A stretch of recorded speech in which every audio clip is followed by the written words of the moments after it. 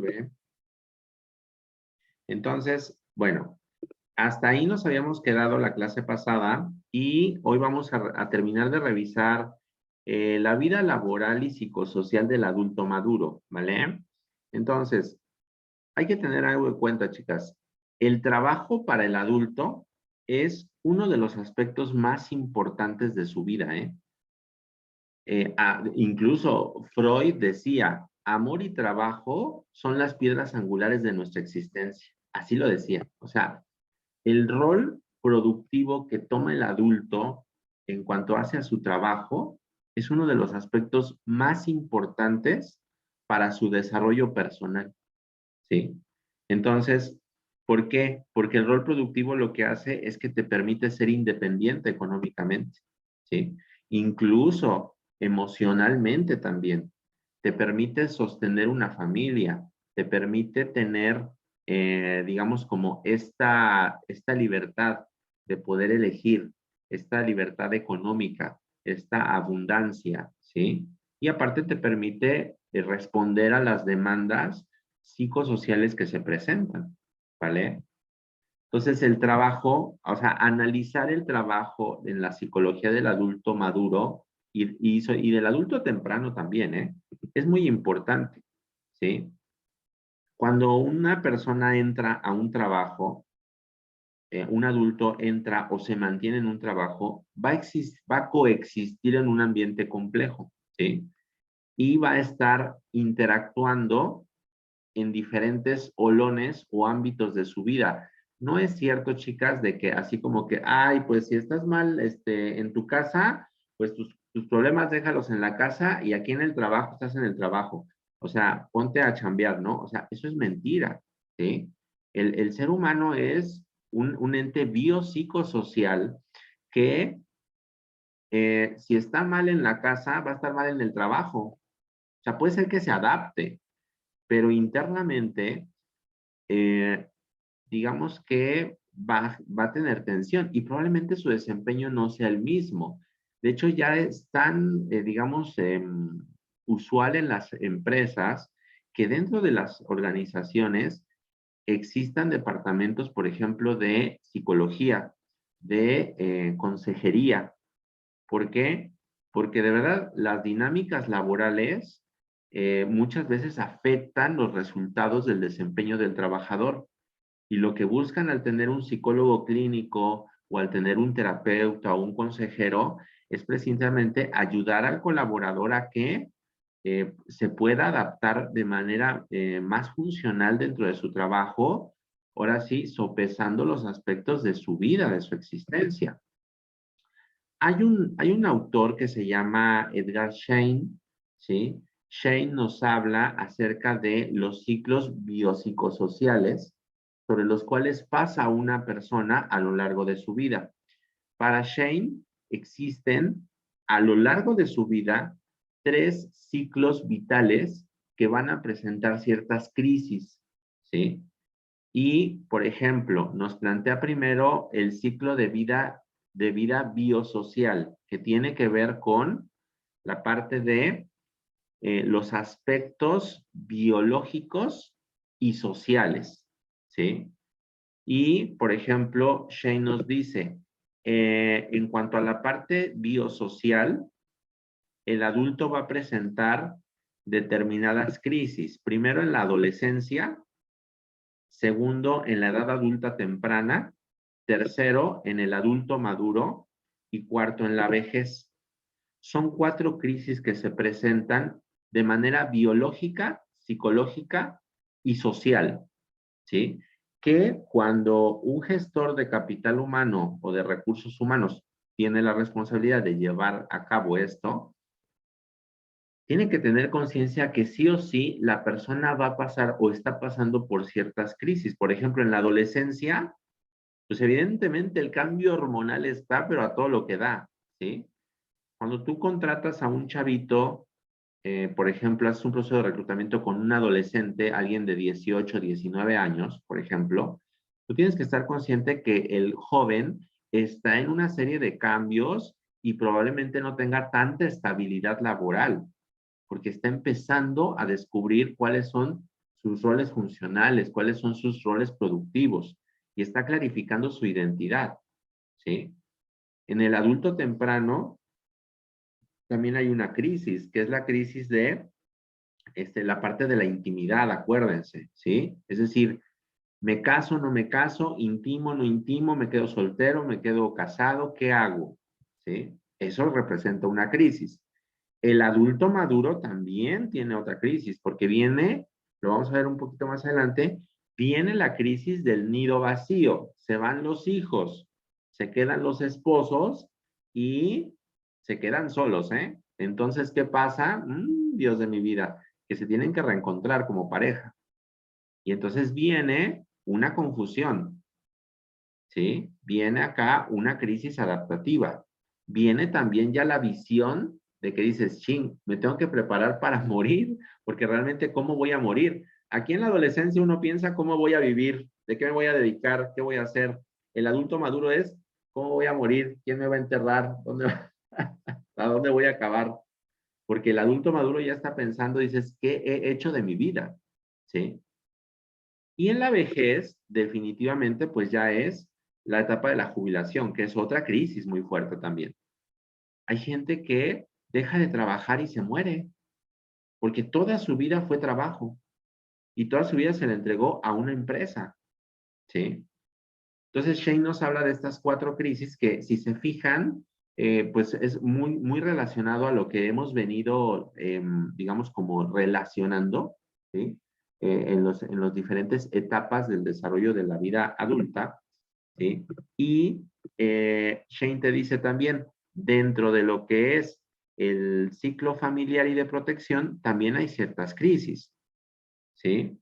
Es decir, viene la crisis del matrimonio y los hijos, ¿sí? Si vas a tener hijos, si no vas a tener hijos, o si estás buscando tenerlos y no los tienes, o si no los buscabas y ya los tuviste, ¿sí?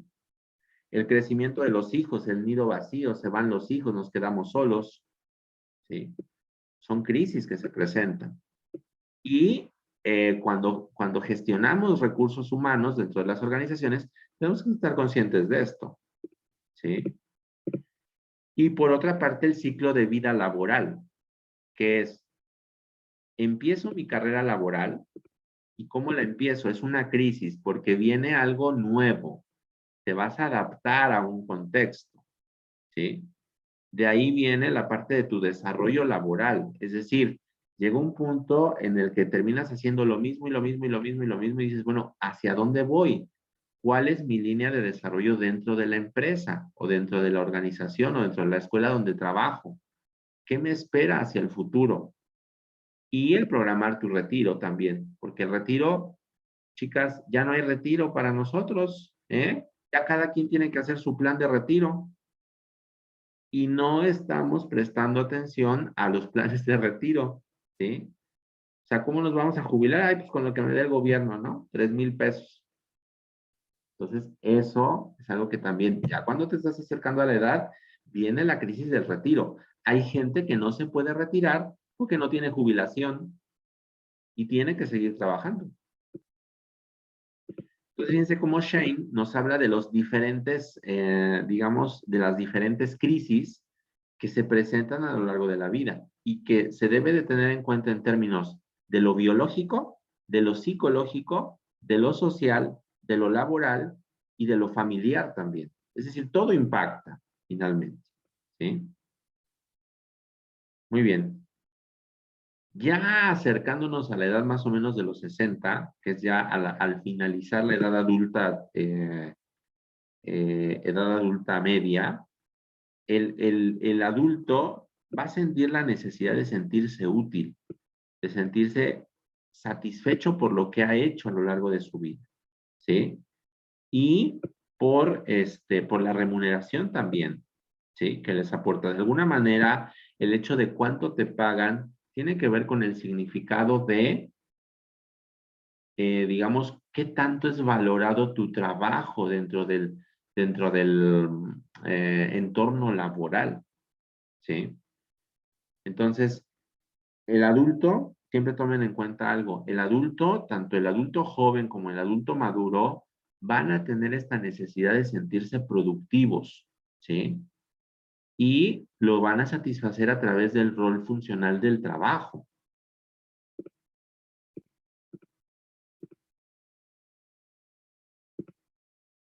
Muy bien. Ahora, las generaciones tienden a ser más longevas. Los hijos actualmente tienden a independizarse más tarde, ¿sí? Hay familias en las cuales, pues los hijos se independizan ya hasta que tienen 40 o 30, ¿no? Y dices, ¿qué onda? ¿No? ¿Ya? Sí, a volar pajarillos, a volar pajarillos. Entonces, eh, muchos adultos tienen hijos que todavía tienen que seguir manteniendo, ¿sí? Y por lo tanto tienen que seguir manteniéndose dentro de su rol productivo del trabajo, ¿vale? ¿Por qué? Porque las responsabilidades económicas no terminan. Ya salen de la licenciatura y ahora la maestría, y ahora el doctorado, y luego el postdoctorado, y luego el postdoctorado, y luego la especialidad, y nunca terminan de estudiar. No hay que ponerse a trabajar porque también trabajar pues, es muy importante, ¿sí?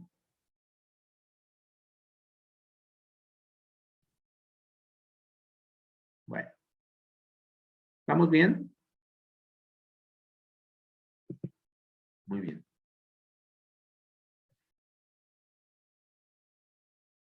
Entonces, durante la edad adulta intermedia, es probable que el trabajador típico se ajuste a uno de estos dos patrones. El primero es la persona está en la cumbre de la carrera escogida durante la edad adulta temprana, es decir, seguiste tu vocación, entonces vas ya a seguir esa línea de vida laboral. A eso te vas a dedicar, ¿sí? O bien encontrar una nueva vocación. Viene una crisis, ¿eh, chicas? Viene una crisis de decir, rayos, o sea, ¿realmente estoy donde quiero o no? Porque ya lo veíamos cuando veíamos a Marcia, ¿se acuerdan? La exclusión. Muchas veces el adolescente y el adulto temprano terminan tomando trabajos o roles productivos porque se los asigna la familia o se los asigna la sociedad, ¿no? Mira, estudia esto porque ya tengo la plaza apartada para ti. Cuando realmente la persona no quiere dedicarse a eso. A lo mejor no sabe ni siquiera a qué se quiere dedicar, pero sí tiene claro que no quiere ser enfermero, por ejemplo. ¿Sí? Entonces, más o menos a la edad de los 40 ya viene un desafío y dices, ay, chihuahuas, o sea, ¿realmente esto es lo que quiero de mi vida? O sea, ¿realmente quiero pasar mis próximos 20 años productivos en un lugar que no sé si me va a hacer, si me va a satisfacer? O sea, me satisface lo básico, ¿no? Mis necesidades económicas, fisiológicas, pero no me está satisfaciendo en la parte de la autorrealización, del autoconocimiento, de la autogratificación, del sentirme yo pleno en mi vocación. Yo he conocido varios adultos que han truncado sus trabajos seguros por decir, no, yo quiero cumplir mis sueños, ¿no? Quiero cumplir lo que yo quiero hacer. Y entonces viene como un desafío en esa edad, ¿sí? Hay gente que dice, ¿sabes qué? Y a veces ocurre antes, ¿eh? O sea, a veces a partir de los 30, ¿sí? O 35 más o menos, porque te empiezas a cuestionar y dices, ay Dios de mi vida, o sea, toda la vida voy a estar así, no puedo creerlo, no puede ser, ¿sí?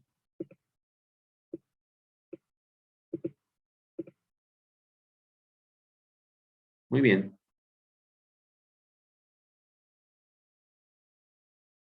Y bueno, invariablemente acá hay progresos cognitivos, sea que elijas otra vocación, sea que te mantengas en la misma línea vocacional, vienen progresos cognitivos basados siempre en la experiencia continua.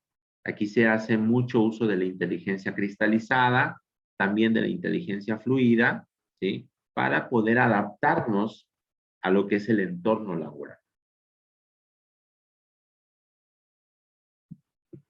Muy bien. Entonces aquí la inteligencia continúa desarrollándose toda la vida, ¿sí? Y además del trabajo, el adulto puede desarrollar actividades ocupacionales como regresar a la escuela, aprender alguna habilidad, generar hábitos, ¿sí? Resolver, por ejemplo, juegos mentales, crucigramas, sudokus, sopas de letras, todo lo que fortalezca la parte de la memoria, ¿ok? Ahora, tenemos la parte del estrés laboral, ¿sí? El estrés es algo que está muy presente dentro de las organizaciones, ¿eh? En cualquier trabajo va a existir estrés, ¿sí? El estrés se provoca derivado del entorno laboral que provoca una saturación física o mental de las demandas laborales hacia el trabajador, ¿sí? Y no solamente termina afectando la parte de la salud, sino también afecta su entorno, afecta su vida, su trabajo, su familia, ¿sí? Es muy común encontrarte empresas, organizaciones, trabajos en donde constantemente se viva el estrés, ¿sí? El estrés es una respuesta fisiológica que el cuerpo da, ¿vale? Incluso es hasta como muy ocupado decir, es que me siento estresado o estresada. ¿No les ha pasado a ustedes que sienten estresadas o estresado? Bueno, estresado yo, porque no soy el único niño aquí. Pero estresadas, ¿se han sentido estresadas en algún momento?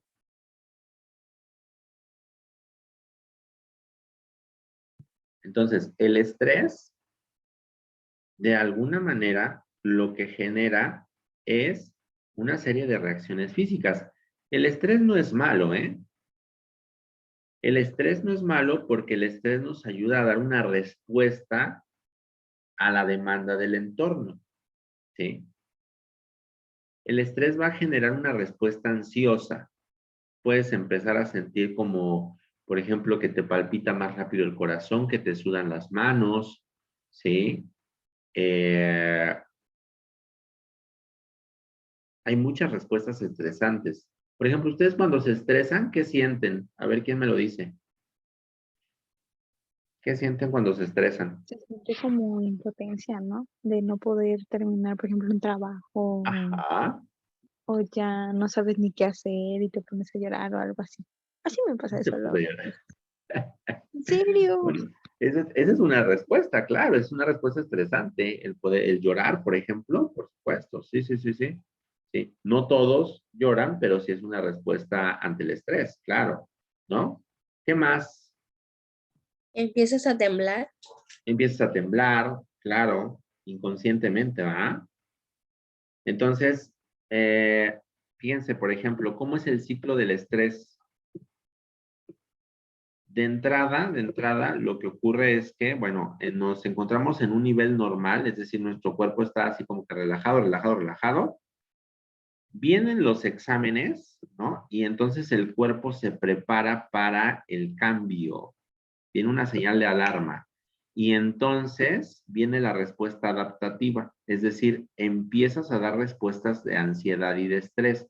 Por ejemplo, taquicardia, empiezas a llorar, cadenas de pensamiento, sudoración, ¿qué más? ¿Qué otra cosa? ¿Qué más les ocurre cuando se estresan, chicas? Mareos.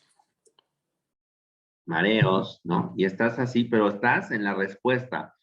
¿Para qué sirve el estrés? El estrés sirve para dar respuesta a las demandas, ¿sí? ¿Qué pasa después de que te estresas? ¿Qué les pasa después de que se estresan? Da sueño. Exacto, ¿no? Viene una etapa de cansancio, ¿sí? ¿Por qué viene la etapa de cansancio? Porque tu cuerpo segregó muchas hormonas para poder prepararlo para la respuesta estresante. Segregó cortisol, pero a más no poder. El cortisol es una hormona que nos sirve para dar respuesta ante las situaciones estresantes, ¿sí? Cuando nos estresamos, segregamos cortisol. El cortisol es necesario hasta cierto punto, ¿sí? pero cuando segregamos demasiado cortisol puede empezar a afectar nuestra vida, o en términos de nuestra salud, ¿sí? Entonces viene la fase ya de reposo, ya de que ya pasó la etapa estresante, y entonces viene un agotamiento, viene un cansancio. Se siente uno como cansado. Incluso, no sé si les ha pasado, pero después de pasar por una situación estresante, nos enfermamos. ¿No les ha pasado eso? ¿Que se enferman? Ay, sí, maestro. ¿Sí? Demasiado. ¿Qué te da catarro o qué te da, Monse? Ah, me da colitis. Mm, eh, ¿Qué más? Pues temblorina. Siempre lloro. O sea, esa sería mi enfermedad más común, el llorar. ok. Llorar y llorar y llorar y llorar. Después del estrés. Sí, ¿Y sí, durante? igual, lo mismo. Ok, ya. Dolores de cabeza, náuseas, así. Ujú, ok, bueno, entonces, ¿a alguien más le ha pasado que se enferma después de pasar por una situación de estrés? ¿Nadie? Todo el mundo afronta muy padre No, el estrés profe, del estómago. del estómago. Sí, lo resiente mucho el estómago, ¿eh? Y es que les voy a decir algo, ¿eh? La mayor cantidad de conexiones nerviosas que están conectadas al cerebro se encuentran en el estómago, ¿eh? Entonces, tú conectas directamente con tus emociones a través del estómago, ¿sí? ¿Dónde sientes las emociones? Las sientes muchas veces en el estómago o en el pecho también, ¿sí? ¿Qué pasa cuando yo ya dejé de dar la respuesta estresante? ¿Qué ocurre?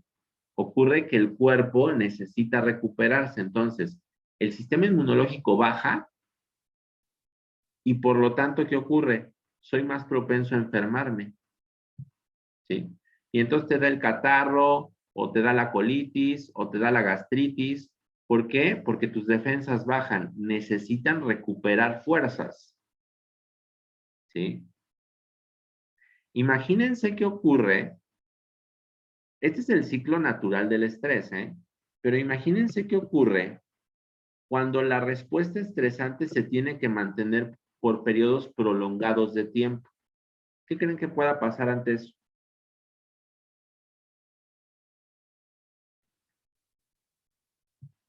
Es decir, no tengo derecho a esa fase de agotamiento. Tengo que estar dando respuesta y respuesta y respuesta y respuesta y respuesta ante la demanda social, laboral que se me está presentando. Entonces hay gente que, por ejemplo, está en el trabajo y tiene que estar trabajando, trabajando, trabajando y aguantando al jefe que le quede gordo y aguantando al compañero que también es un hijo de la fregada, ¿no? Y está tolerando el estrés, está dando respuesta ante la situación estresante, pero es un estrés continuo, es decir, ya se presenta de manera prolongada. No hay derecho a la fase de agotamiento, no te puedes agotar porque tienes que dar la respuesta productiva. ¿Qué creen que pase cuando prolongo este nivel de respuesta ansiosa durante un largo tiempo?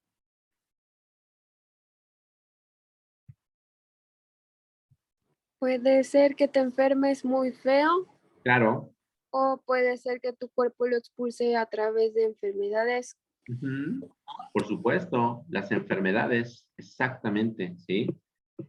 Eh, aquí viene, ¿sí? Es sufrir elevados niveles de estrés, ansiedad y desequilibrio cuando ni el progreso ni los ascensos se realizan de acuerdo con lo planeado o cuando se ve obligada a cambiar de trabajo o se queda desempleada. Eh, Cuando una persona presenta elevados niveles de estrés, de ansiedad, de desequilibrio, ¿qué es lo que va a ocurrir?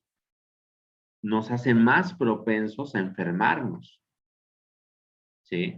Por eso hay tanto cáncer, chicas, ¿sí? Porque la gente está demasiado estresada y contiene demasiado las emociones, ¿sí?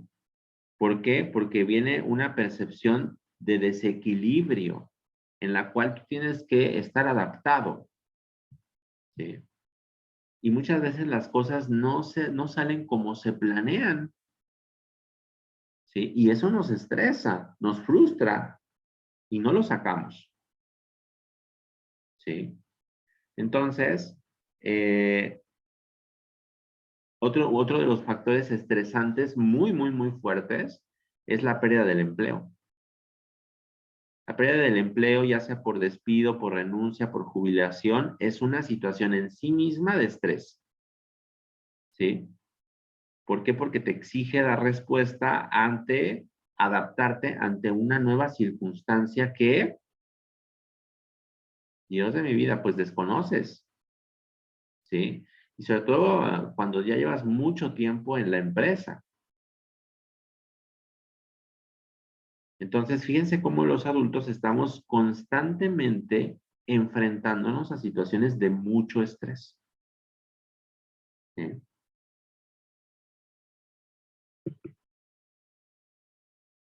¿Qué es lo que puede ocurrir en el adulto cuando mantiene este nivel de estrés sostenido durante mucho tiempo, durante periodos prolongados?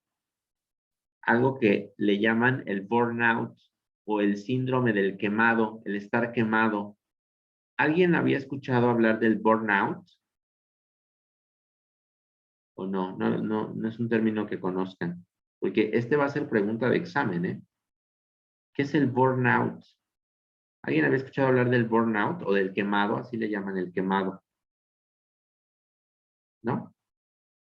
El burnout es un tipo de estrés crónico, ¿sí? Es un tipo de estrés crónico que va a provocar 3 síntomas principales, que son fatiga emocional, es decir, cansancio emocional, que hay un cansancio que es mental, ¿no? Cuando, por ejemplo, trabajas mucho tiempo o estás en una clase y pones demasiada atención, pero ya llega el punto en el que dices, ya no me cabe información. Ese es cansancio mental.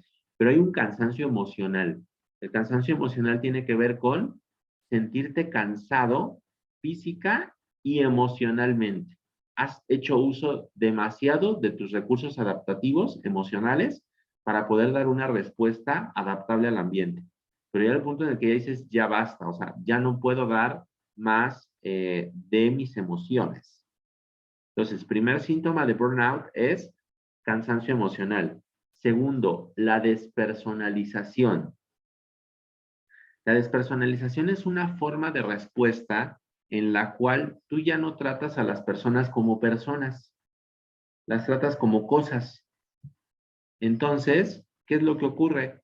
Lo que ocurre aquí es que empiezas a despersonalizar. Esto les ocurre mucho, por ejemplo, a personal de la salud, a los médicos, a las enfermeras, por ejemplo. Hay muchos médicos, enfermeras que son muy fríos, son poco cálidos con la gente, ¿sí? Entonces, ¿por qué? Se despersonalizan. Es un mecanismo de defensa para proteger los pocos recursos emocionales que les quedan, ¿sí? Y el tercero, una percepción de falta de realización personal. Es decir, no hay una sensación clara de que yo me esté realizando personalmente dentro de mi trabajo, ¿sí? Entonces, el burnout va a presentar estas 3 características, ¿vale? Que son pregunta de examen. ¿Qué es el burnout? Es un estrés crónico generado por cansancio emocional, despersonalización y falta de realización personal. El burnout antes, hace muchos años, era considerado el estrés asistencial, porque se veía que pasaba más en profesionistas que trabajaban con otras personas. Pero actualmente ya hay burnout prácticamente en cualquier profesión, ¿eh? Es más propenso o eres más propenso a padecer burnout cuando trabajas con otras personas. Por ejemplo, médicos, enfermeras, maestros, ¿qué más? Personal asistencial, trabajadores sociales, gente que se dedica a trabajar con otras personas. ¿Sí? Muy bien. Y hay otro término también que es el moving. ¿Alguien había escuchado hablar del moving? Me parece que a mí, pero no me acuerdo muy bien. ¿Vale? Me parece que a mí, pero no me acuerdo muy bien. Ok. Bueno, ¿qué es el moving? A ver, lo voy a decir pronto y mal para que se entienda, ¿vale? El moving es el bullying de los adultos dentro del trabajo. El moving es un tipo de riesgo psicosocial en donde va a estar presente el acoso laboral. Va a haber un hostigador o hostigadores que van a producir acoso, miedo, terror a la persona, desprecio, desánimo dentro del trabajo. ¿Sí? El moving es un acto de acoso en donde se toma a la persona para estarla acosando constantemente, para estar depositando en esta persona, pues obviamente toda la ira, la furia, el enojo y finalmente expiarlo o sacarlo del grupo. ¿Sí? Entonces el moving es una forma de acoso laboral, ¿vale? Que es el equivalente al bullying en las escuelas, ¿sí? Es el moving, así se le llama en el entorno laboral de los adultos, el moving, ¿sí? Que pues, Maestro, sí, ¿y eso se puede demandar? ¿O claro. simplemente, Sí, sí, sí, sí, sí. De hecho, la Secretaría del Trabajo y Previsión Social, a través de la NOM 035, ya dispone legalmente detectar riesgos psicosociales. Es decir, ya es obligación de las empresas hacer un diagnóstico de riesgos psicosociales para detectar este tipo de situaciones y que puedan presentar una demanda o que la empresa resuelva esas situaciones para que no haya riesgos psicosociales, que uno de los riesgos psicosociales es el bullying, pero sí se puede demandar, por supuesto. Claro, ya está regulado. Afortunadamente ya está regulado. ¿Sí? Antes no, ¿eh? Antes no. ¿Por qué tienes un caso, Monse? Cuéntanos. no, no tengo ningún caso, solamente que pues muchas veces, o sea, dicen en la misma empresa, no, pues ahí con el, ¿cómo se le dice? El que está encargado. El de recursos humanos le dicen. Ajá, bueno, ajá, el de recursos humanos. Pues ve Ajá. con él, pero él no, pues no hace nada. Es como las escuelas, o sea, le dices a la maestra y probablemente no haga nada. Claro. Porque, bueno, bueno, de una escuela sí tengo un caso porque es mi sobrina. Ok. Mi sobrina es muy delgada, Ujú, es delgada y pequeñita, ¿no? Tiene problemas alimenticios, pero va en segundo, creo, de primaria. ujú. Y bueno, y en el salón pues le pegan, le tiran sus lentes, etcétera. Entonces la niña le dijo a la maestra y la maestra no hizo nada. O Ya. sea, no les dijo nada de eso, simplemente cuando llegó, cuando el papá fue a traerla, le dijo, no, pues es que pasó esto y esto. Y Sí. el papá le dijo, ¿y tú le dijiste a la maestra? Y dijo, sí, pero no hizo nada. Entonces, pues Ujú. por eso presiento que es prácticamente como algo así. Sí, O sea, sí, porque a veces lo peor que te puede pasar es que el moving venga del de recursos humanos y ahí sí ya te fregaste bonito, ¿no? Pero son aspectos que ya se busca regularlos, ¿eh? Digo, tampoco es que la NOM 035 sea así como que la tabla salvadora, ¿no? Y así como que el Superman, pero bueno, al menos ya están, digamos, empezando a tomarle importancia a este tipo de riesgos dentro de las organizaciones y eso, pues es muy importante. ¿Sí? Porque ya son avances que se notan en materia de la importancia del factor humano dentro de las empresas. ¿Sí? Muy bien. Como les decía, el desempleo, que no nada más es la pérdida del trabajo, es también, no solamente implica el quedar desempleado, es otro de los factores que genera estrés, genera mucho estrés, porque no nada más no nada más implica haber perdido el trabajo, implica haber perdido, pues, uno de tus roles productivos más importantes en tu vida, ¿sí? Que es el ser productivo. Ya lo que les decía yo al principio, ¿no? O sea, el, el adulto, ¿sí? Uno de sus aspectos angulares para poder sentirse pleno es tener un rol productivo funcional dentro de la sociedad. Y cuando te quedas desempleado, finalmente, pues quedas como fuera de la jugada económica, ¿sí? Entonces es una situación de mucho estrés, más cuando tienes obligaciones con los hijos y con la esposa, ¿sí? Entonces ahí es un reto el hecho de cómo resolver la parte del desempleo. Muy bien.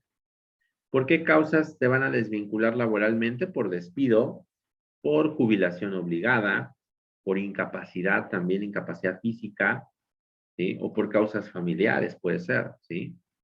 Entonces, por ejemplo, tu pareja cambia de residencia porque se va a trabajar a otro lado y a lo mejor por seguirla o seguirlo, pues te vas con ella, ¿sí? Los despidos que pueden ser justificados, injustificados, dependiendo cómo esté la relación laboral, ¿sí? La jubilación obligada también, la incapacidad por algún accidente, alguna enfermedad, también es causa de desvinculación laboral. Muy bien. Entonces el trabajo, perder el trabajo es un duelo, ¿sí? Es un duelo. Es decir, vamos a ver más adelante cuando veamos el adulto, en la vejez, vamos a ver lo que es la muerte y los procesos de duelo, ¿sí? Un duelo tiene que ver con una pérdida y esa pérdida es, eh, es algo que te está, digamos, afectando el ego, porque afecta tu existencia, afecta algo que tú ya has aprendido a adaptarte. ¿Qué te exige esa pérdida? Readaptarte, reaprender, ¿sí? ¿Cómo aprendes? Tienes que pasar por el duelo. Y esto, la pérdida del trabajo no solamente implica el duelo, un duelo es cuando pierdes a la pareja, pierdes, pierdes un familiar, se te muere alguien, ese es un duelo, ¿sí? El duelo empieza por una crisis, que es cuando tú confrontas la noticia, ¿sabes qué? Te quedaste sin trabajo, ¿sabes qué? Me quiero divorciar, ¿sabes qué? Te quedaste, se murió, tal ser querido, ¿no? Lo primero que ocurre en un duelo o cuando entramos a las fases del duelo es la negación. ¿Qué es lo primero que dices cuando te despiden? Dios mío, no puede ser. No lo puedo creer. ¿Cómo? Oye, se murió fulanito. No, no puede ser. Lo acabo de ver. Es la negación, el colchón que nos ayuda a confrontar la realidad. ¿Sí? Después van a venir otras etapas como lo es el enojo y la depresión. ¿Sí? El enojo, ¿por qué? Porque finalmente se te arrancó algo que formaba parte de ti y necesitas poner esos límites de tratar de defender lo que ya es indefendible. La depresión porque es una parte de la introspección. Acuérdense que deprimirse, bueno, la tristeza es, digamos, la emoción que deriva de la depresión, o de la cual, perdón, se desprende la depresión, tiene una finalidad evolutiva que es la introspección. Entonces, deprimirte es necesario en la fase de duelo y necesitas llorar y necesitas expresar tu tristeza y necesitas reencontrarte a ti mismo porque, ¿qué pasa? Tu cerebro necesita reorganizar las rutas neuronales para volver a aprender ahora cómo te vas a adaptar. Entonces, de esa depresión viene la aceptación, viene la negociación. ¿Cómo vas a negociar tú el hecho de que ya no tengas este trabajo, pero sí puedan venir otras oportunidades? ¿Sí? Y el aprendizaje, que finalmente ya es el hecho de poder sacar, digamos, de lo malo, lo bueno, ¿no? Algo positivo o ¿qué te dejó esa experiencia para que tú puedas ser funcional ahora? ¿Sí? Y para que seas mejor persona de lo que eras antes de que ocurriera esa pérdida. ¿Sí? Entonces, aquí nada más en las etapas del duelo faltaría una que sería negociación. ¿Sí? Pero prácticamente son las etapas por las cuales se pasa. Y el duelo normal más o menos lo vienes elaborando pues en un par de meses, 3 meses cuando mucho. Cuando un duelo sobrepasa un tiempo de 3 meses y te quedas en ese estado de enojo, de depresión, entonces ya hablamos de un duelo patológico. Y ese duelo patológico, pues hay que tratarlo, porque si no, te puedes quedar enganchado ahí. ¿Sí? Hay gente que no puede superar pérdidas. Entonces, necesitas salir de ahí para poder reinventarte, para poder generar y descubrir los recursos que tienes que te hacen fuerte. ¿Vale? Esto es de examen, ¿eh? Las etapas del duelo. ¿Vale? Bien, hasta aquí. ¿Alguna duda? ¿Alguna pregunta? No, maestro. ¿No? Y por último tenemos el desarrollo psicosocial del adulto maduro. ¿Sí? Ya de alguna manera en desarrollo cognitivo, con la parte del trabajo, ya venimos como que arrastrando ciertos elementos que nos permiten ver cómo se va desarrollando el adulto. ¿Sí? Pero en el aspecto psicosocial, acuérdense que todo esto está entrelazado, entonces es difícil como separar totalmente lo psicosocial de lo cognitivo, de lo físico, ¿sí? Pero bueno, ya habíamos visto que el adulto va a experimentar eventos tan diversos como la parte de sus eventualidades en el trabajo, el cuidado de los hijos y el matrimonio, ¿sí? Entonces aquí la premisa es hacerlo bien por los demás y en ocasiones también olvidarme de mí mismo, ¿sí? El adulto maduro va a buscar dar por sus hijos, para que sus hijos crezcan, saquen la universidad y que la familia esté bien, ¿vale? Pero viene una crisis psicosocial. ¿Por qué? Porque el adulto maduro se puede sentir estancado, se puede sentir frustrado por su desarrollo, por la monotonía, por la falta de recursos emocionales. Acuérdense que en esta edad hay más propensión al estrés, a la ansiedad, a la depresión, ¿sí? Y puede no sentirse un triunfador, puede sentirse mediocre, ¿sí?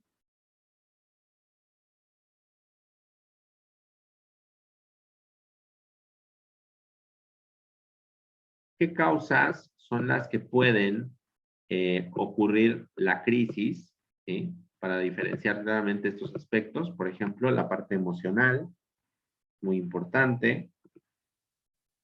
La parte física también, la evolución, por ejemplo, en las mujeres la menopausia es un aspecto que psicosocialmente les afecta muchísimo. En los hombres también, nada más que no lo aceptan tanto, ¿no? Pero también en los hombres afecta mucho la andropausia, ¿sí? El aspecto laboral, importantísimo, ya lo veíamos, ¿no? El aspecto social. No obstante, hay una fortaleza muy grande en el adulto maduro y es la experiencia. A diferencia del adulto joven y del adolescente, el adulto maduro ya tiene una experiencia, ya tiene recursos personales, ya se la sabe, ya no se la cuentan, ¿sí? El adulto maduro ya tiene recursos emocionales para enfrentar esas crisis y salir adelante. La cuestión aquí es que realmente tenga esa, digamos, como esa fortaleza para tomar esos recursos y utilizarlos a su favor y no en su contra.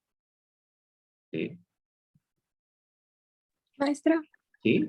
¿me podría por favor regresar 2 diapositivas? Ay, muchas gracias. Ay, ¿Acá? sí, gracias, maestro. ¿Verdad? Ya, maestro, muchas gracias. Y nada. ¿Esta?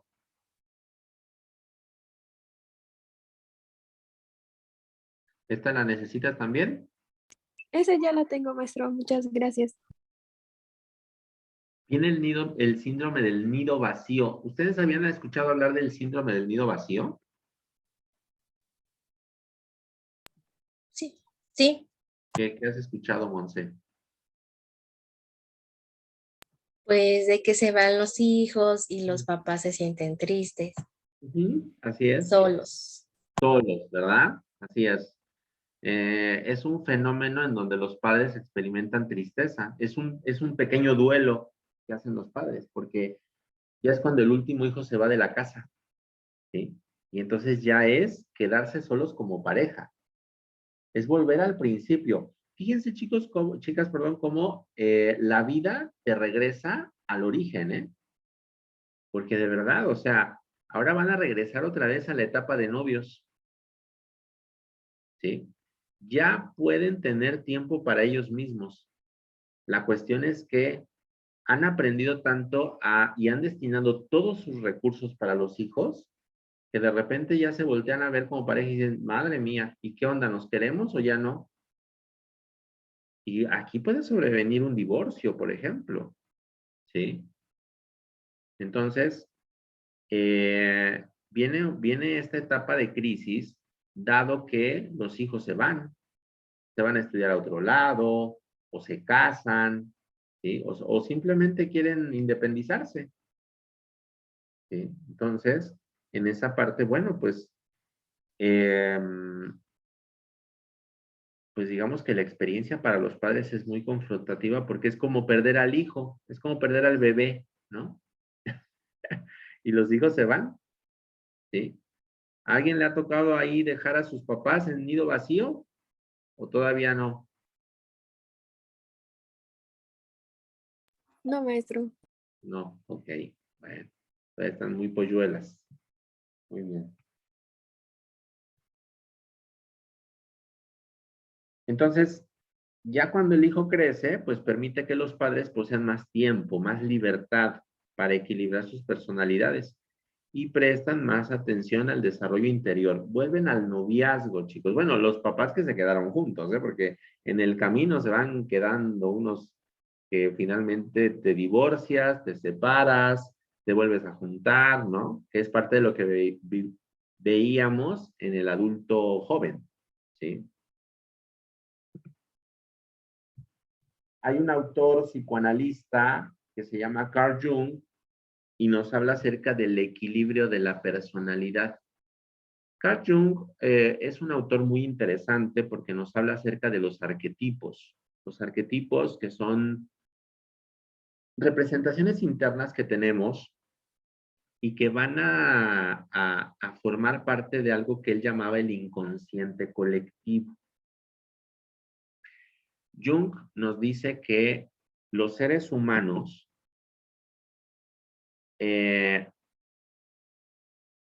tenemos un arquetipo tenemos un elemento siempre de fuerza masculino y femenino dentro de nosotros mismos, ¿sí?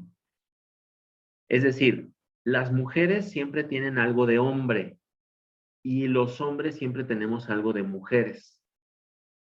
Dentro de lo que socialmente se entiende como masculino o femenino, es decir, las mujeres siempre tienen algo de fuerza, que la fuerza está más asociada con lo masculino culturalmente.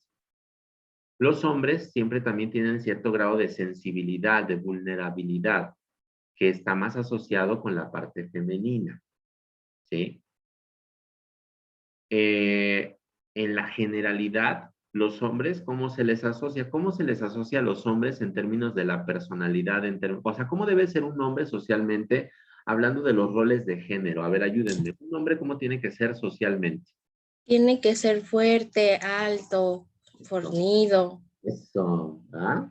Que no chille, con barba. ¿ah? Exacto, ¿no? Así es. Que no llore, que sea fuerte, fornido, feo, ¿no? Muy bien. ¿Cómo debe ser la mujer?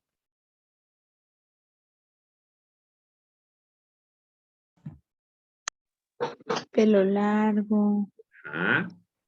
¿Qué más? Pero más facciones a los requerimientos. definidas, ¿Perdón? facciones definidas, Facciones delicada, ¿no? Tal vez, ¿no? ¿Qué más? Sensible, tal vez, ¿no? Delicada, vulnerable, ¿no? Entonces, dice Jung, psicosocialmente tenemos siempre los hombres van a tener algo dentro de ellos mismos que es parte de lo femenino. Y las mujeres van a tener algo masculino en su feminidad. Esto él le llama el anima animus. ¿Qué es el anima animus? El anima representa la fuerza de lo femenino en lo masculino. El animus representa la fuerza de lo masculino en lo femenino. ¿Sí? Te pongo un ejemplo. Por ejemplo, yo soy hombre. ¿Sí? Entonces, en mi masculinidad hay algo de feminidad. Por ejemplo, yo reconozco mi lado femenino y yo, por ejemplo, soy muy cariñoso, por ejemplo. Yo soy una persona muy cariñosa. Soy muy servicial y soy muy receptivo, soy muy empático. ¿Sí? Yo entro en empatía muy fácil con la gente. ¿Qué podrían ser cualidades que a lo mejor se asocian más con lo femenino? ¿Sí? Pero digamos que mi rol de género, mi identidad de género es hombre. Pero tengo esos aspectos que socialmente se asocian con lo femenino. Así ustedes probablemente tengan aspectos que se asocian con lo masculino y que, pero que ustedes se identifican como mujeres. ¿Qué aspectos de ustedes mismas identifican dentro de ustedes mismas en lo masculino o con lo masculino más bien?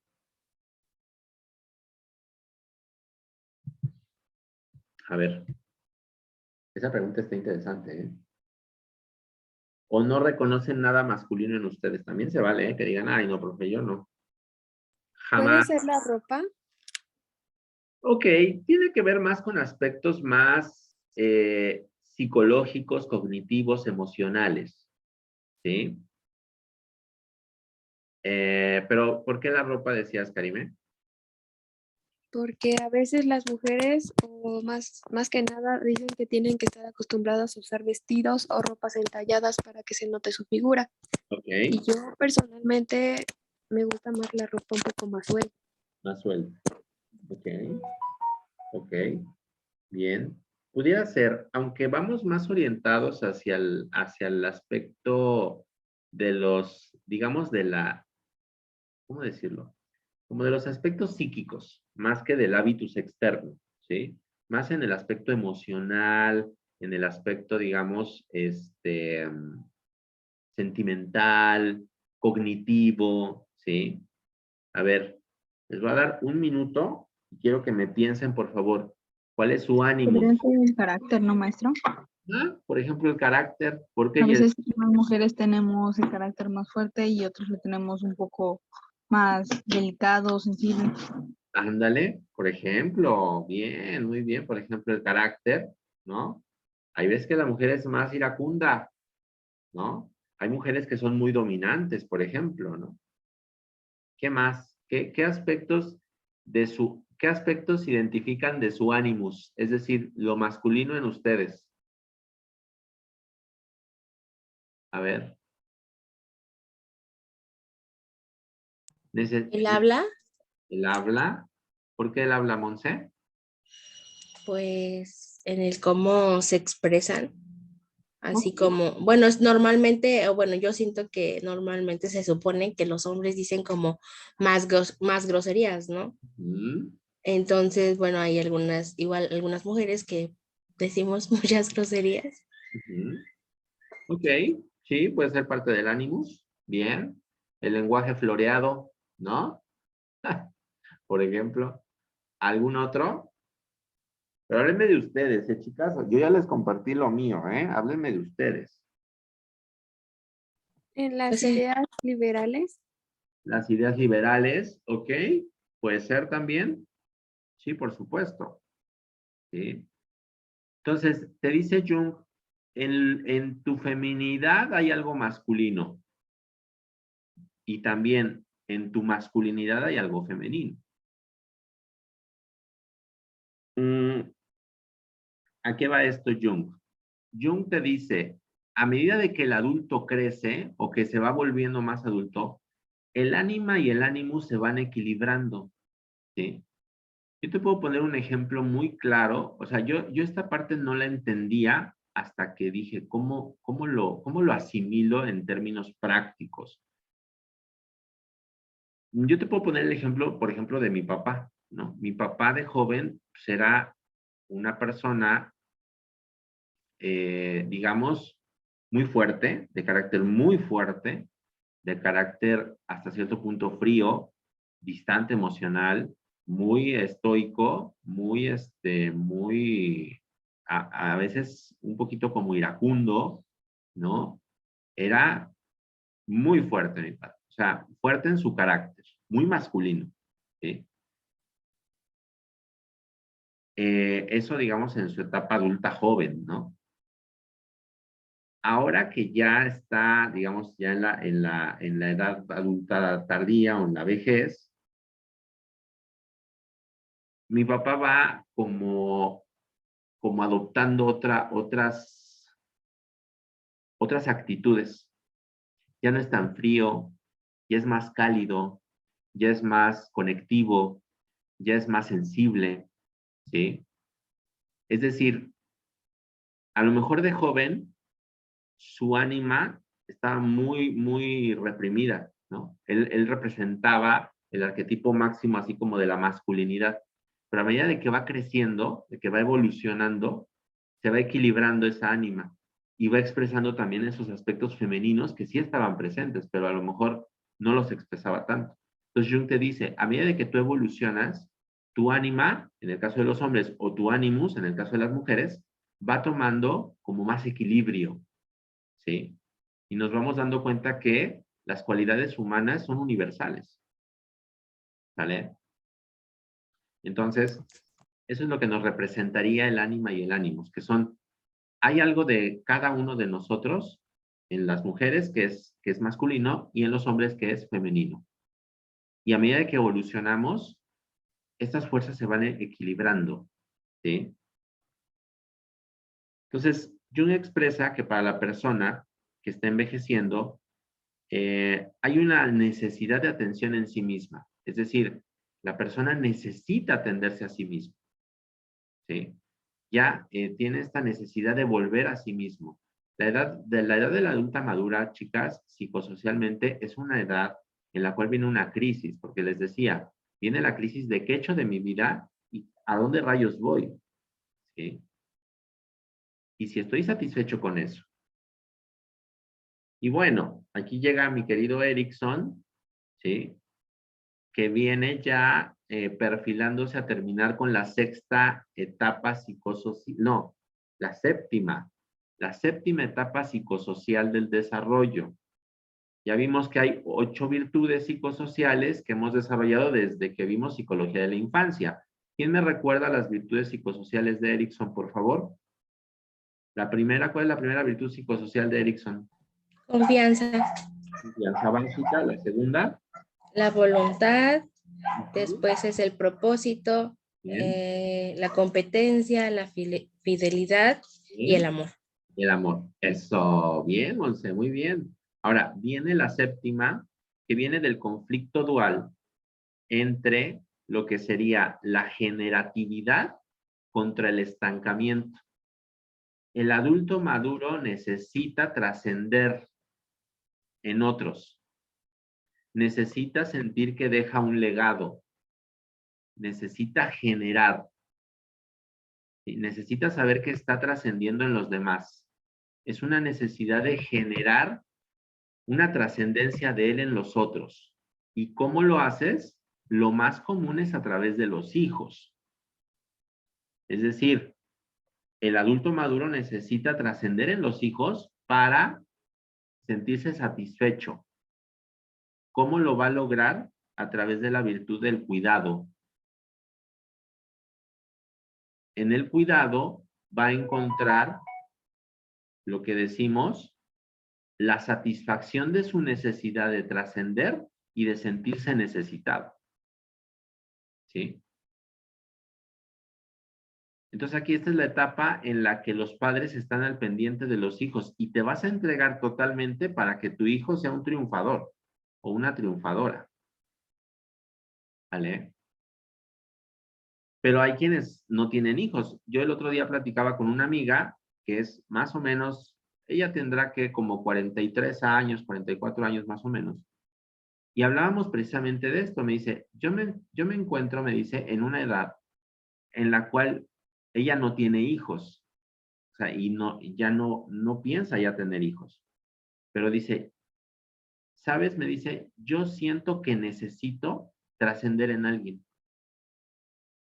Es esto que habla Erickson, ¿no? La necesidad de generatividad. O te puedes quedar en el estancamiento, es decir, yo mime conmigo y yo me quedo conmigo. No hay más. Hay gente que así es, ¿eh? Hay gente que tiende a ser más egocentrista, más egoísta y decir, no, pues yo estoy solo en la vida y así me voy a quedar. Yo no necesito trascender. Yo el día que me muera, me muero y punto. ¿Sí? Se estanca. ¿Vale? Entonces, ese es el conflicto al que se enfrenta el adulto maduro. ¿Cómo vas a trascender en los otros? Y me decía mi amiga, dice, no voy a tener hijos, pero sí quiero ser maestra. O sea, quiero ser maestra, por ejemplo, de universidad, me dice, ¿por qué? Porque quiero trascender en los otros. Me gusta ver cómo los otros aprenden de mí.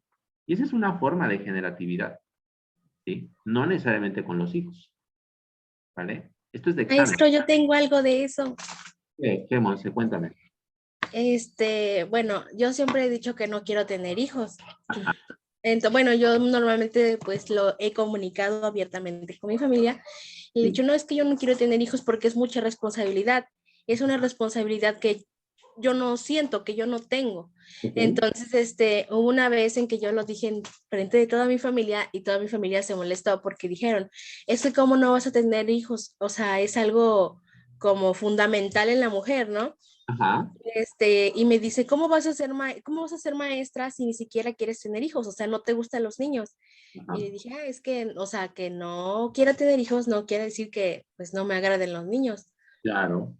O sea, es algo, pues, algo diferente, ¿no? Entonces, en este caso, con lo de su amiga, pues, tengo algo relacionado con eso. O sea, sí quiero ser maestra, sin embargo, no quiero tener ningún hijo. Sí, y es muy respetable. Es decir, la cuestión de los hijos es que psicosocialmente, y bueno, evolutivamente, hasta evolutivamente también uno dice, es la trascendencia de tu gen, ¿no? Es como de alguna manera tú vas a sobrevivir cuando tú mueras. Es el significado, digamos, evolutivo de un hijo. Es tu sobrevivencia finalmente, ¿no? Porque sobrevive tu gen.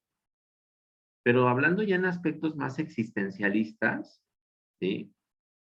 Eh, yo creo y estoy seguro que se puede trascender en los otros y puedes seguir viviendo en los otros, no solo con tus genes, porque ¿cuántos padres hay que son unos desobligados? O sea, que van, se embarazan y botan al hijo o le crean al hijo una existencia aterradora. Y entonces dices, ¿para qué quieres tener hijos si les vas a dar esa calidad de vida?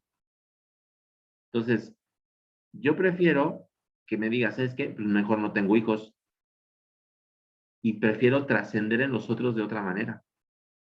Y es bastante válido, ¿sí? Porque no estás afectando a otras personas. Ahora, estás muy jovencita. Todo cambia, ¿eh? Todo cambia. Y por ahí dicen por ahí, ¿no?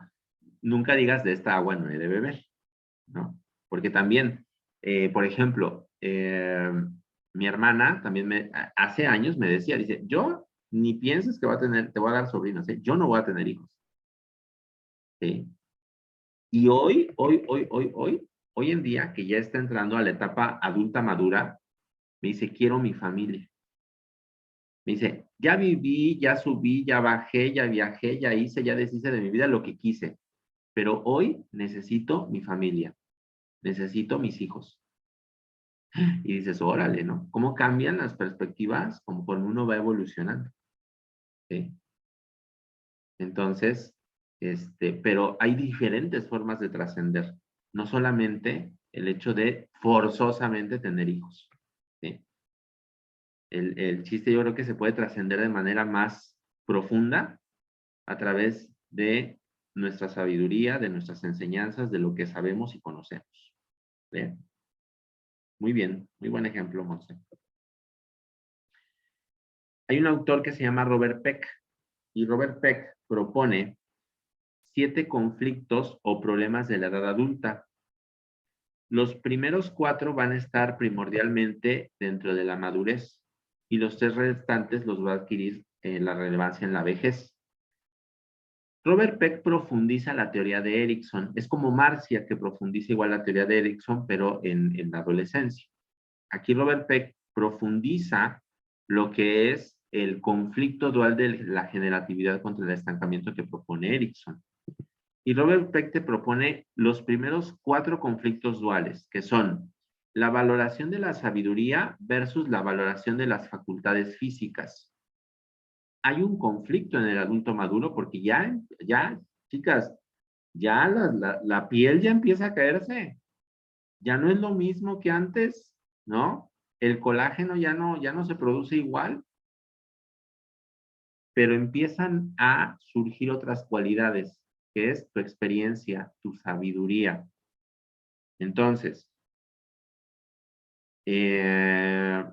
uno empieza a ver su evolución. Muchas veces te basas en el físico y lo único que quieres es mantener tu físico a como dé lugar.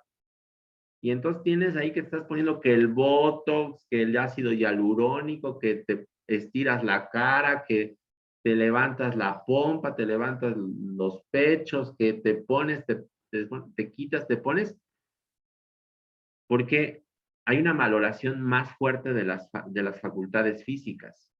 ¿Por qué? Porque no has desarrollado sabiduría. ¿Sí? Entonces, es ese conflicto, ¿eh? ¿Cuántas personas en edad adulta madura, pues se hacen sus arreglitos? Ahora, no está mal. Yo digo, yo creo que nadie quiere envejecer en la vida, ¿no? La cuestión es, cómo equilibras esa valoración física con tu valoración intelectual, sabia, ¿sí? Porque de nada me sirve que estés chulísima o chulísimo a tus 40, y seas bien cabeza hueca, o no tengas aspectos más profundos en que se pueda conectar contigo, ¿sí? Hay gente que es guapísima y está a sus 40 o a sus 50 está, que dices, wow, pero hablas con esa gente y no te aporta nada. O por ejemplo, hay gente que se deja envejecer con mucha dignidad, pero abre la boca y dices, Dios de mi vida, qué persona. O sea, wow. Yo conozco gente ya, digamos, de 40, 50 años con la que conversas y tienen plática tan interesante. Es gente tan sabia y dices, y mira, o sea, no se preocupa tanto por cómo se ve. ¿Sí? Yo creo que es un equilibrio, ¿eh? Es un equilibrio el que tiene que lograrse ahí. ¿Sí? Ustedes no se preocupan por eso porque ustedes están chicuelas, entonces, pero ya uno que está entrando en esas edades ya se preocupa, ¿eh? Yo ya me preocupo por esto, ¿eh, chicas? Ustedes no lo creen, pero yo ya me preocupo por esto, ¿eh? Ya. O sea, uno ya ya empiezas a cuidar más lo que comes, ¿sí? Pero también empiezas a ver qué tanto has aprendido de la vida, ¿no? La socialización contra la sexualización en las relaciones humanas. ¿Qué tanto eres capaz de conectar socioafectivamente con otros y qué tanto sexualizas las relaciones? Porque también es cierto, ¿no? Aquí es donde salen los sugar daddies o las sugar mommies, ¿no? Y entonces se divorcian y haz de cuenta que regresan como a la adolescencia, o sea, empiezan a buscar que a las chiquillas de 20 y luego piensan que las chiquillas de 20 les van a pelar, o sea, nada más les quieren sacar el dinero. Pues sí, o sea, o les complacen los caprichos, que esto y que el otro, y dejas de valorar las relaciones sociales por lo que son, ¿sí? Pero esto tiene que ver con ataduras que tuviste en la adolescencia, que no te permitieron satisfacer, pues, esa necesidad de vivir tu sexualidad plenamente, ¿sí? La flexibilidad emocional, si está bien joven, y Jessy, muchas gracias, mira, no, ya no, corazón, tienes 10, pero no. Tienes 10, pero no, ya no estoy tan joven, ya 37 años, ya este año cumplo 38, chicas, entonces ya estoy entrando a esta etapa, o sea, estoy en los inicios casi de esta etapa, todavía estoy en el adulto joven, ¿eh? Bueno, flexibilidad emocional contra empobrecimiento emocional. ¿Qué tan flexible te vuelves emocionalmente o qué tan rígido eres? ¿Cuándo vas a sufrir? Vas a sufrir cuando eres rígido, cuando no eres flexible, ¿sí? Cuando nos volvemos flexibles, nos volvemos más ligeros y disfrutamos más la vida, a diferencia de cuando somos rígidos, ¿sí? Este es otro de los conflictos de los que se enfrenta el adulto. Igual, la flexibilidad mental contra la rigidez mental. ¿Qué tan flexibles son tus esquemas mentales? Y eso tiene que ver con la inteligencia fluida, ¿eh? ¿Qué tanta capacidad tienes para resolver problemas de manera intempestiva, súbita, fortuita? ¿O qué tan rígido eres si no estás preparado para ese tipo de contingencias? Entonces, son 4 conflictos duales que nos presenta Robert Peck y que complementan la necesidad de generatividad que presenta Erikson, ¿sí? Muy bien. Y bueno, por último, las relaciones personales, ¿sí? El entorno va cambiando en el adulto maduro. El adulto maduro se va volviendo más selectivo en sus relaciones interpersonales. Ya no es tan expansivo, sino que, digamos que se va volviendo más selectivo y más íntimo con sus propias amistades. Es más selectivo, ¿sí?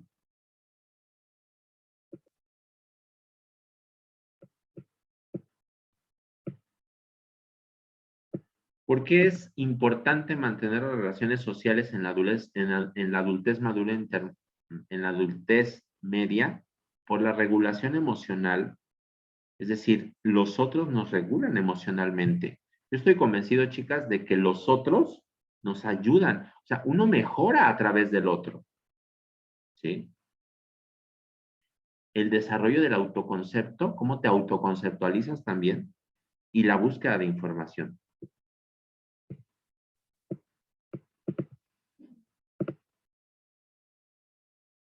Entonces, aquí el adulto maduro es capaz de distinguir entre relaciones superficiales y alejarse de ellas. Y también alejarse de relaciones conflictivas. Y presenta entonces ya, como les decía, su número de contactos, su número de amigos se vuelve mucho más selectivo. A diferencia del adulto joven que ese anda, pero en el merequetengue, ¿sí? Muy bien. Y bueno, hasta ahí llegamos con lo que sería el adulto maduro, ¿vale? No sé si hay alguna duda, alguna pregunta, algún comentario. No, maestro. Bueno, muy bien. La guía de actividades ya está ahí en la plataforma, chicas, ¿vale? Igual está ¿cómo se llama? Los dos itinerarios de las dos películas que tienen que ver. Una se llama A Primera Vista. Por ahí les conseguí un link para que pudieran verla porque la verdad es que la película está bien complicada de encontrar. Se llama A Primera Vista. Si no la pueden ver, pueden leer el caso. Si necesitan leer el caso, también díganme porque lo tengo en un libro que se llama Un antropólogo en Marte, ¿sí? Ya sea que vean la película o lean el caso, cualquiera de las dos, ¿sí? Y tienen que ver La chica danesa. En ambos casos tienen que hacer un análisis de cómo ha sido su desarrollo como adultos de los dos protagonistas. Ya te dejé ahí el itinerario. En el itinerario al principio aparece una ficha de identificación. No es tu ficha de identificación, ¿eh? Es la ficha de identificación del protagonista. Sí, porque siempre me entregan lo mismo. Ficha de identificación, nombre, Rodolfo Mandala. Edad 37. No. Es la ficha de identificación del protagonista, que en el caso de a primera vista se llama Virgil, y en el caso de la chica danesa se llama, bueno, se empieza llamando Einar, pero termina llamándose Lily. Entonces, ahí tienen los itinerarios y la guía de actividades, ¿vale? Entonces, les dejo aquí cómo va a ser evaluada la materia. Rápidamente. Tenemos el análisis de caso, que va a valer 30%.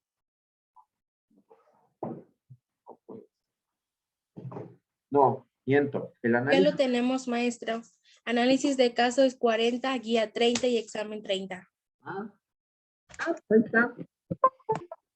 Perfecto. Yo pensé que no se las había dado. Análisis de caso 40, guía 30. Sí. Y examen también 30. Perfecto. Examen final 30. Ahí está. ¿Vale? Muy bien. Ahí estamos entonces. ¿Vale? Cuídense mucho. Pórtense bien. Nos vemos la siguiente clase. ¿Vale? Chao, chao. Hasta luego, maestro. Hasta luego.